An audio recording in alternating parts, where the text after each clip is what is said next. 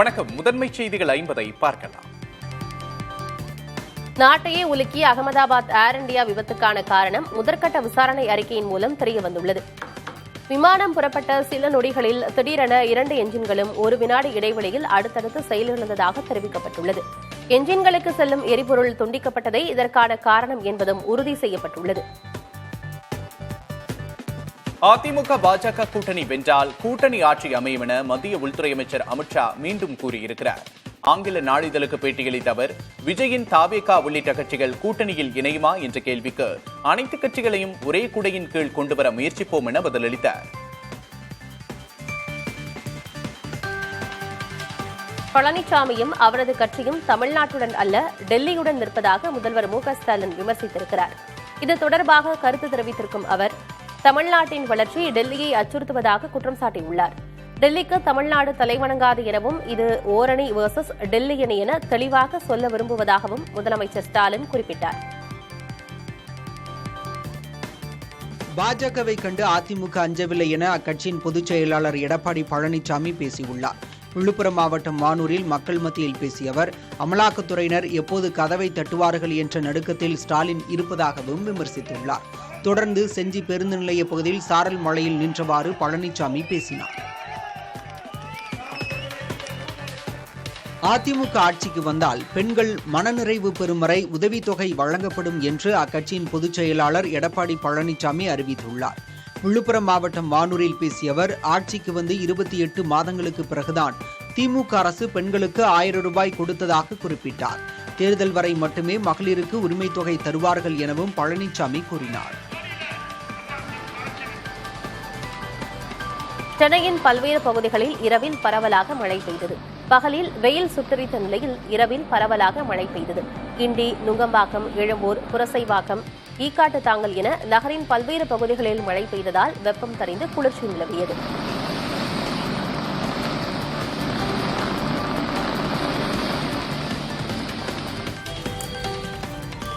தமிழகம் முழுவதும் இன்று நடைபெறவுள்ள டிஎன்பிஎஸ்சி குரூப் 4 தேர்வை 13,89,000 பேர் எழுதுகிறார்கள். தேர்வர்கள் காலை 9 மணிக்குள்ளாக தேர்வு வளாகத்துக்கு வர வேண்டும் என்றும், அதன்பின் வருபவர்களுக்கு அனுமதி வழங்கக்கூடாது என்றும், தேர்வு கூட அனுமதி சீட்டினை கட்டாயம் எடுத்து வருமாறும் அறிவுறுத்தப்பட்டுள்ளது. டிஎன்பிஎஸ்சி குரூப் 4 தேர்வுக்கான வினாத்தாள் கசியவில்லை என டிஎன்பிஎஸ்சி தலைவர் பிரபாகர் விளக்கம் கொடுத்துள்ளார். தனியார் பேருந்துகள் மூலம் வினாத்தாளை எடுத்துச் சென்றது குறித்து விளக்கம் கோரப்பட்டுள்ளதாகவும், வினாத்தாள் கசியவில்லை, தேர்வர்கள் அச்சப்பட தேவையில்லை எனவும் குறிப்பிட்டுள்ளார். பிரதமர் நரேந்திர மோடி இந்த மாத இறுதியில் தமிழகத்தில் சுற்றுப்பயணம் மேற்கொள்ள இருப்பதாக பிரதமர் அலுவலக வட்டாரங்கள் தெரிவித்துள்ளன. ஜூலை 26ஆம் தேதி கேரள மாநிலம் திருவனந்தபுரத்தில் அரசு சார்பில் நடைபெறும் நிகழ்வில் பிரதமர் நரேந்திர மோடி பங்கேற்க இருப்பதாக தகவல்கள் வெளியாகியுள்ளன. தொடர்ந்து தமிழகம் வரும் பிரதமர் 27 மற்றும் 28 ஆகிய தேதிகளில் அரியலூர், பெரம்பலூர், தஞ்சை ஆகிய மாவட்டங்களுக்கு செல்ல இருப்பதாக கூறப்படுகிறது.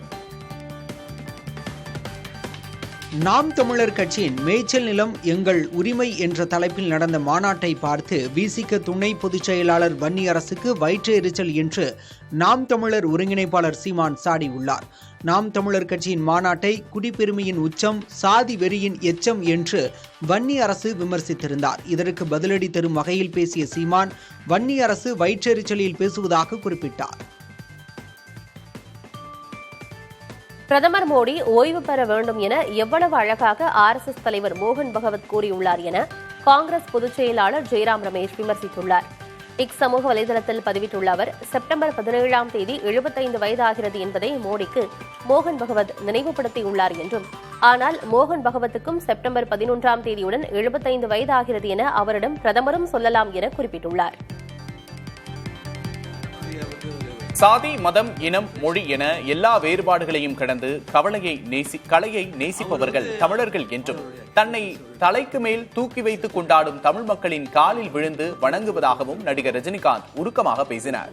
வேள்பாரி புத்தக விழாவில் பேசிய அவர், 1962 நடந்த தேர்தலில் அண்ணா தோல்வியடைந்து கருணாநிதி வென்றதற்கு காரணம் பராசக்தி, மனோகரா, மந்திரி குமாரி போன்ற கலை படைப்புகள் என்றார்.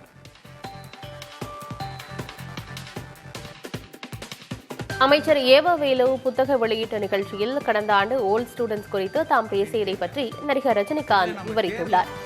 வேள்பாரி நூல் வெற்றி விழாவில் பேசிய ரஜினிகாந்த், பழைய நண்பர்கள் தூண்கள், சிகரங்கள் என கூற நினைத்திருந்ததாகவும், ஆனால் எல்லோரும் சிரித்ததில் தான் பேசுவதை மறந்துவிட்டதாகவும் குறிப்பிட்டார்.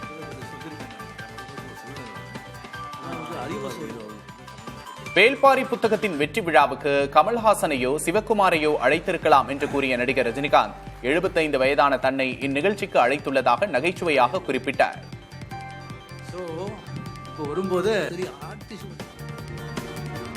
வேள்பாரி புத்தகத்தின் வெற்றி விழாவில் நடிகர் ரஜினிகாந்த் தனது ஓய்வு காலம் குறித்த சுவாரஸ்ய தகவலை பகிர்ந்து கொண்டார். இது தொடர்பாக பேசிய அவர், வேள்பாரி நூலை தான் முழுவதும் படித்ததில்லை எனவும், தனது ஓய்வு காலத்தில் படிப்பதற்காக வைத்திருப்பதாகவும் குறிப்பிட்டார். தமிழகத்தில் முதுகலை ஆசிரியர் தேர்வு தேதி ஒத்திவைக்கப்பட்டிருப்பதாக தமிழ்நாடு ஆசிரியர் தேர்வு வாரியம் அறிவித்துள்ளது. இது தொடர்பான அறிவிப்பில் முதுகலை ஆசிரியர், உடற்கல்வி இயக்குநர் நிலை 1, கணினி பயிற்றுநர் நிலை 1 பணியிடங்களுக்கான தேர்வு செப்டம்பர் 28ஆம் தேதி திட்டமிட்ட நிலையில் அத்தேர்வு ஒத்திவைக்கப்பட்டுள்ளதாகவும், புதிய தேதி பின்னர் அறிவிக்கப்படும் என்றும் தெரிவிக்கப்பட்டுள்ளது. அதிமுக உட்கட்சி விவகாரத்தில் உரிய நேரத்தில் உத்தரவு பிறப்பிக்காமல் தேர்தல் ஆணையம் கடமை தவறுகிறதா என்று உயர்நீதிமன்றம் கேள்வி எழுப்பியுள்ளது. இது தொடர்பான வழக்கு விசாரணை நடைபெற்ற நிலையில் வரும் 21ஆம் தேதிக்குள் விளக்கமளிக்க தேர்தல் ஆணையத்திற்கு உயர்நீதிமன்றம் உத்தரவிட்டுள்ளது. பிரித்தனியா தற்கொலை வழக்கில் அவரது மாமியார் சித்ரா தேவியின் ஜாமீன் மனுவை திருப்பூர் மாவட்ட முதன்மை அமர்வு நீதிமன்றம் தள்ளுபடி செய்திருக்கிறது. வரதட்சணை கொடுமையால் தற்கொலை நடந்ததாக கூறப்படும் நிலையில் பிரித்தனியாவின் கணவர் கவின்குமார், மாமனார் ஈஸ்வரமூர்த்தி, மாமியார் சித்ரா தேவி ஆகிய 3 பேரும் கைது செய்யப்பட்டனர். இந்நிலையில் சித்ரா தேவிக்கு உயர் ரத்த அழுத்தம் இருப்பதாக கூறி ஜாமீன் கோரப்பட்ட நிலையில் பிரித்தனியாவின் பெற்றோர் தரப்பில் கடும் எதிர்ப்பு தெரிவிக்கப்பட்டது. தனது தைலாபுரம் இல்லத்தில் ஓட்டு கேட்கும் கருவி வைக்கப்பட்டுள்ளதாக பாமக நிறுவனர் ராமதாஸ் கூறியுள்ளது பேசுபொருளாகியுள்ளது. கடலூர் மாவட்டம் விருத்தாச்சலம், திட்டக்குடி, புவனகிரி உள்ளிட்ட பகுதிகளின் பாமக மற்றும் வன்னியர் சங்கத்தின் மாவட்ட பொதுக்குழு கூட்டம் நடைபெற்றது. இதில் கலந்து கொண்டு பேசிய ராமதாஸ், வீட்டில் தான் அமரும் இடத்திற்கு அருகிலேயே அந்த ஒட்டு கேட்கும் கருவி இருந்ததாக கூறினார்.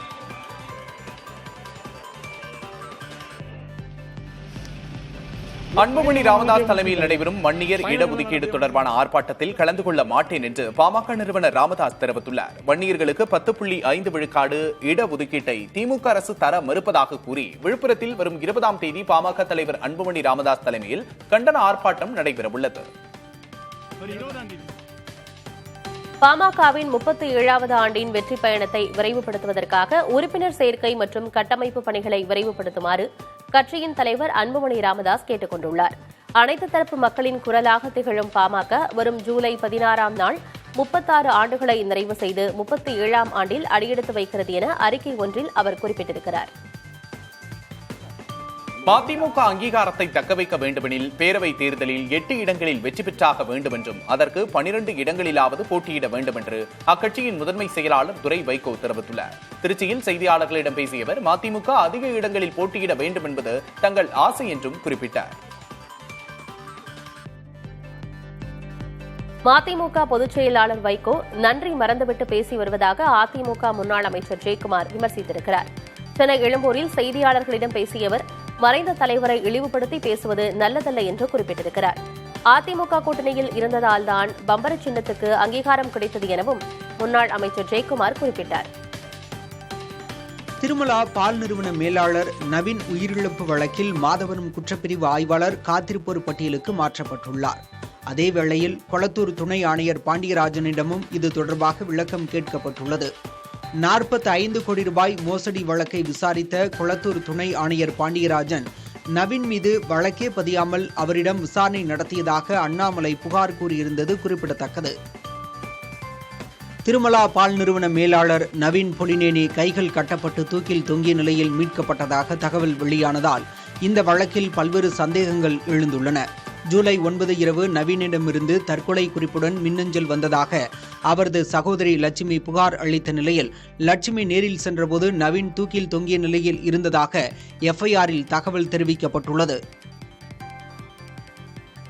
திருமலா பால் நிறுவன மேலாளர் நவீன் மரணம் குறித்து எந்தவித குறுக்கீடும் இல்லாமல் நேர்மையான விசாரணை நடத்தப்பட வேண்டும் என்று அதிமுக பொதுச் செயலாளர் எடப்பாடி பழனிசாமி வலியுறுத்தியுள்ளார். இது தொடர்பாக அவர் வெளியிட்டுள்ள பதிவில், காவல்துறை வழக்கு பதியாமல் எதன் அடிப்படையில் நவீனிடம் விசாரணை மேற்கொண்டது என்று வினவியுள்ளார். இதேபோல தனது எக்ஸ் பக்கத்தில் பதிவிட்டுள்ள அண்ணாமலை சந்தேகத்துக்கிடமான மரணத்தை தற்கொலை என உறுதியான முடிவுக்கு காவல்துறை வந்தது எப்படி என்று கேள்வி எழுப்பினார். ஓடும் ரயிலில் பெண்ணுக்கு பாலியல் தொல்லை கொடுத்த நபர் குற்றவாளி என திருப்பத்தூர் நீதிமன்றம் தீர்ப்பளித்துள்ளது. 4 மாத கர்ப்பிணிக்கு பாலியல் தொல்லை அளித்து கீழே தள்ளிவிட்ட ஹேமராஜுக்கான தண்டனையை நீதிபதி மீனாகுமாரி உறுதிப்படுத்தியுள்ளார். தண்டனை விவரங்கள் திங்கட்கிழமை அறிவிக்கப்படும் என தெரிவிக்கப்பட்டுள்ளது. கோவை தொடர் குண்டுவெடிப்பு உள்ளிட்ட குற்றங்களை நிகழ்த்திவிட்டு 30 ஆண்டுகள் வரை தலைமறைவாக இருந்த 3 பேரை கைது செய்த விதம் குறித்து டிஜிபி சங்கர் ஜிவால் விளக்கம் கொடுத்துள்ளார். சென்னை மயிலாப்பூரில் உள்ள டிஜிபி அலுவலகத்தில் செய்தியாளர்களிடம் பேசிய அவர், ஆபரேஷன் அறம், அகழி ஆகியவற்றின் மூலம் இந்த நடவடிக்கைகள் வெற்றிகரமாக செய்து முடிக்கப்பட்டதாக கூறினார்.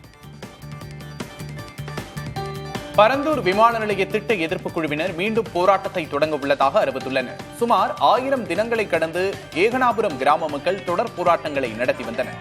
இந்நிலையில் விமான நிலைய திட்டத்திற்காக நிலங்களை நில உரிமையாளர்களிடமிருந்து வாங்கி பத்திரப்பதிவு செய்யும் பணியினை திட்ட அதிகாரிகள் எடுத்து வருகின்றனர். இதனால் வருகின்ற 15ஆம் தேதி முதல் மீண்டும் போராட்டத்தை தொடங்க இருப்பதாக அறிவித்துள்ளனர். எடப்பாடி பழனிசாமியை பல்டி பழனிசாமி என்று இந்து சமய அறநிலையத்துறை அமைச்சர் சேகர்பாபு விமர்சித்திருக்கிறார். சென்னையில் செய்தியாளர்களை சந்தித்த அவர், எடப்பாடி பழனிசாமி மாறி மாறி பேசுவதாக குற்றம் சாட்டினார்.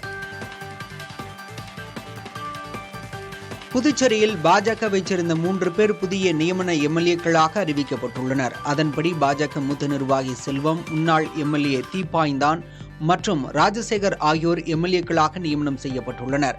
வரும் 15ஆம் தேதி சட்டப்பேரவையில் இவர்கள் பதவியேற்பார்கள் என்று தெரிவிக்கப்பட்டுள்ளது. ஏற்கனவே நியமன எம்எல்ஏக்களாக இருந்த பாஜகவின் ராமலிங்கம், வெங்கடேசன், அசோக் பாபு ஆகியோர் ராஜினாமா செய்தது குறிப்பிடத்தக்கது. திருப்பூர் அருகே அரசு மேல்நிலைப் பள்ளியின் மொட்டை மாடியில் அமர்ந்து மாணவர்களுக்கு பாடம் நடத்தும் அவல நிலை நிலவுகிறது. வீரபாண்டியில் உள்ள அரசு மேல்நிலைப் பள்ளியில் போதிய வகுப்பறை கட்டடங்கள் இல்லை என்று பெற்றோரும் பொதுமக்களும் நீண்ட காலமாக சுட்டிக்காட்டி வருகின்றனர். இந்நிலையில் ஆய்வு மேற்கொண்ட மாவட்ட முதன்மை கல்வி அலுவலர் காளிமுத்து, கூடுதல் வகுப்பறைகள் கட்டுவதற்காக மாற்று இடம் தேர்வு செய்யப்பட்டிருப்பதாக கூறினார். இந்தியா குறித்து சர்வதேச ஊடகங்கள் பொய் செய்தி வெளியிட்டதாக தேசிய பாதுகாப்பு ஆலோசகர் அஜித் தோவல் தெரிவித்திருக்கிறார். சென்னை ஐஐடி பட்டமளிப்பு விழாவில் பேசிய அவர், பாகிஸ்தானில் உள்ள தீவிரவாத தளங்கள் மீது துல்லிய தாக்குதல் நடத்தப்பட்டதாகவும், ஆனால் நம்முடைய தாக்குதல் குறித்து சில சர்வதேச ஊடகங்கள் பொய் செய்தி வெளியிட்டதாகவும் குற்றம் சாட்டினார். பூரி ஜெகநாதர் கோவில் ரத யாத்திரையின் போது ரதங்கள் அதானி மற்றும் அவரது குடும்பத்தினருக்காக நிறுத்தி வைக்கப்பட்டிருந்ததாக மக்களவை எதிர்க்கட்சித் தலைவர் ராகுல் காந்தி கூறியுள்ளார். அரசமைப்பு பாதுகாப்பு பொதுக்கூட்டத்தில் பேசிய அவர், ஒடிசா பாஜக அரசு அதானியின் கட்டுப்பாட்டில் இருப்பதாகவும் விமர்சித்தார். அரசமைப்பு தற்போது ஆபத்தில் இருப்பதாகவும் அவர் குறிப்பிட்டார். பீகார் சட்டமன்ற தேர்தலில் ஆம் ஆத்மி கட்சி தனித்து போட்டியிடும் என அக்கட்சியின் மூத்த தலைவரும் மாநிலங்களவை உறுப்பினருமான சஞ்சய் சிங் தெரிவித்துள்ளார். இதுகுறித்து பேசிய அவர், இந்தியா கூட்டணி என்பது மக்களவை தேர்தலை கருத்தில் கொண்டு அமைக்கப்பட்ட கூட்டணி என குறிப்பிட்டார். ஒரே டிக்கெட்டை பயன்படுத்தி சென்னை மாநகர பேருந்துகள், மெட்ரோ ரயில்கள் மற்றும் மின்சார ரயில்களில் பயணிக்க உதவும் அண்ணா செயலியின் சோதனை முயற்சி தொடங்கப்பட்டுள்ளது. சென்னை ஒருங்கிணைந்த போக்குவரத்து குழுமம் இச்செயலியை அடுத்த மாதம் அறிமுகப்படுத்த உள்ளது. புறப்படும் இடம், சேர வேண்டிய இடம், எந்த போக்குவரத்து என்பதையும் பதிவிட்டால் மொத்த கட்டணமும் காண்பிக்கப்படும். இதில் UPI மூலம் பணம் செலுத்தும் வகையில் வடிவமைக்கப்பட்டிருக்கிறது. ஹரியானாவில் டென்னிஸ் வீராங்கனை ராதிகா கொலை செய்யப்பட்ட சம்பவத்தில் அவர் நடிப்பில் வெளியான பாடல் காரணமா என்ற கேள்வி எழுந்துள்ளது. குருகிராமைச் சேர்ந்த டென்னிஸ் வீராங்கனை ராதிகாவை அவரது தந்தை தீபக் யாதவ் சுட்டு கொலை செய்தார். இந்நிலையில் நடிகர் இனாம் மற்றும் ராதிகா யாதவ் நடிப்பில் வெளியான பாடல் ஒன்று சமூக வலைதளங்களில் பகிரப்பட்டு வருகிறது. இதனால் ஏற்பட்ட பிரச்சனையில் ராதிகாவை அவரது தந்தை கொலை செய்தாரா என்ற கோணத்திலும் காவல்துறை விசாரணையை தீவிரப்படுத்தியிருக்கிறது. எலான் மஸ்கின் டெஸ்லா நிறுவனம் இந்தியாவில் தனது முதல் ஷோரூமை ஜூலை 15ஆம் தேதி திறக்க இருப்பதாக ராய்ட்டர்ஸ் செய்தி நிறுவனம் தகவல் வெளியிட்டுள்ளது. மும்பையின் பிரபல வணிக மையமான பாண்ட்ரா குர்லா வணிக வளாகத்தில் ஆப்பிள் நிறுவனத்தின் ஷோரூம் அருகே 4000 சதுரடியில் டெஸ்லாவின் ஷோரூம் அமைகிறது. இந்த ஷோரூமில் டெஸ்லா கார்களை நேரடியாக பார்வையிட்டு ஆர்டர் செய்ய முடியும் என்றும் வாடிக்கையாளர்களுக்கு பிரீமியம் சேவைகள் வழங்கப்படும் என்றும் கூறப்பட்டுள்ளது. சர்வதேச விண்வெளி ஆய்வு மையத்தில் இந்திய விண்வெளி வீரர் சுபான்ஷு சுக்லா சக வீரர்களுடன் உணவு சாப்பிடும் புகைப்படங்கள் வெளியாகியுள்ளன. இந்தியாவைச் சேர்ந்த விண்வெளி வீரரான சுக்லா உள்ளிட்ட 4 பேரும் ஜூன் 26ஆம் தேதி சர்வதேச விண்வெளி ஆய்வு மையத்திற்கு சென்றனர். தற்போது அங்கு தீவிர ஆய்வுப் பணியில் ஈடுபட்டுள்ளனர். இந்நிலையில் சுபான்ஷு சுக்லா உள்ளிட்ட விண்வெளி வீரர்கள் உணவு அருந்தும் புகைப்படங்கள் வெளியாகியுள்ளன. உக்ரைனுக்கு வான் பாதுகாப்பு அமைப்புகளை வழங்க உள்ளதாக அமெரிக்க அதிபர் டிரம்ப் தெரிவித்துள்ளார். நாட்டோ அமைப்பின் வாயிலாக பேட்ரியாட் வான் பாதுகாப்பு அமைப்பை வழங்க உள்ளதாக தெரிவித்துள்ளார். கடந்த சில நாட்களாகவே உக்ரைனின் தலைநகர் உட்பட பல முக்கிய நகரங்கள் ட்ரோன்கள் மற்றும் ஏவுகணைகளின் தாக்குதலுக்கு இலக்காகி வருகின்றன. இந்நிலையில் அமெரிக்க அதிபர் டிரம்பிடம் கூடுதல் ஆயுதங்களை வழங்கிட உக்ரைன் அதிபர் ஜெலன்ஸ்கி வேண்டுகோள் விடுத்திருந்தார். யுக்ரைனின் ஒடேசாவில் ரஷ்ய படைகள் நடத்திய வான்வழி தாக்குதலில் 9 பேர் காயமடைந்துள்ளனர். நகரின் மத்தியில் உள்ள குடியிருப்பு பகுதிகளை குறிவைத்து இந்த தாக்குதல் நடத்தப்பட்டதாகவும் இதில் வளர்ப்பு குதிரை ஒன்று உயிரிழந்ததாகவும் தெரிவிக்கப்பட்டுள்ளது. இந்த தாக்குதலால் பல்வேறு கட்டடங்களில் தீ விபத்து ஏற்பட்ட நிலையில் தகவல் அறிந்த நிகழ்விடத்திற்கு விரைந்த தீயணைப்புத் துறையினர் போராடி தீயை கட்டுக்குள் கொண்டு வந்தனர். அமெரிக்கர்கள் யாரும் ஈரானுக்கு செல்ல வேண்டாம் என அந்நாட்டின் வெளியுறவு அமைச்சகம் எச்சரிக்கை விடுத்துள்ளது. இஸ்ரேல் மற்றும் ஈரான் இடையேயான போர் அமெரிக்காவின் தலையீட்டினால் நிறுத்தப்பட்டுள்ளது. எனினும் டிரம்புக்கு எதிராக ஈரான் தலைவர்கள் வெளிப்படையான மிரட்டல் விடுத்து வருகின்றனர். இந்நிலையில் ஈரானுக்கு பயணிக்கும் அமெரிக்க குடிமக்களுக்கு பாதுகாப்பு அச்சுறுத்தல் உள்ளதாக அமெரிக்க வெளியுறவு அமைச்சகத்தின் செய்தி தொடர்பாளர் டாமி ப்ரூஸ் அறிவுறுத்தியுள்ளார். ஜப்பான் மற்றும் அமெரிக்காவுடன் இணைந்து மேற்கொண்ட கூட்டு போர் பயிற்சி குறித்த வீடியோவை தென்கொரியா வெளியிட்டுள்ளது. கொரிய தீபகற்பத்தில் அடிக்கடி அணு ஆயுத சோதனைகளை நடத்தி தென்கொரியாவுக்கு வடகொரியா அச்சுறுத்தலை ஏற்படுத்தி வருகிறது. இந்நிலையில் தென்கொரியா, ஜப்பான் மற்றும் அமெரிக்க விமானப்படைகள் கூட்டு போர் பயிற்சியை மேற்கொண்டன. அமெரிக்காவின் B-52 உள்ளிட்ட போர் விமானங்கள் இதில் பங்கேற்றன. விஜயின் ஜனநாயகன் திரைப்படம் சிறப்பாக வந்துள்ளதாக அப்படத்தின் தயாரிப்பு நிறுவனம் அறிவித்துள்ளது. சென்னையில் நடைபெற்ற நிகழ்ச்சி ஒன்றில் பேசிய KVN பட தயாரிப்பு நிறுவனத்தின் நிர்வாகி சுப்ரீத், ஜனநாயகன் படத்தின் படப்பிடிப்பு முடிந்துள்ளதாகவும் சிறப்பாக எடுக்கப்பட்டிருப்பதாகவும் குறிப்பிட்டார். சீரியல் கில்லர் தொடர்களில் மிக பிரபலமான டெக்ஸ்டர் தொடரின் புதிய சீரீஸ் அமேசான் பிரைமில் வெளியானது. டெக்ஸ்டர் ரெசரக்ஷன் என்கிற பெயரில் இந்த தொடர் வெளியாகியுள்ளது. இதில் Michael Hall, Peter Dinklage, Uma Thurman உள்ளிட்டோர் நடித்துள்ளனர். செய்திகளை தொடர்ந்து பார்க்கலாம். இணைந்திருங்கள் புதிய தலைமுறையில்.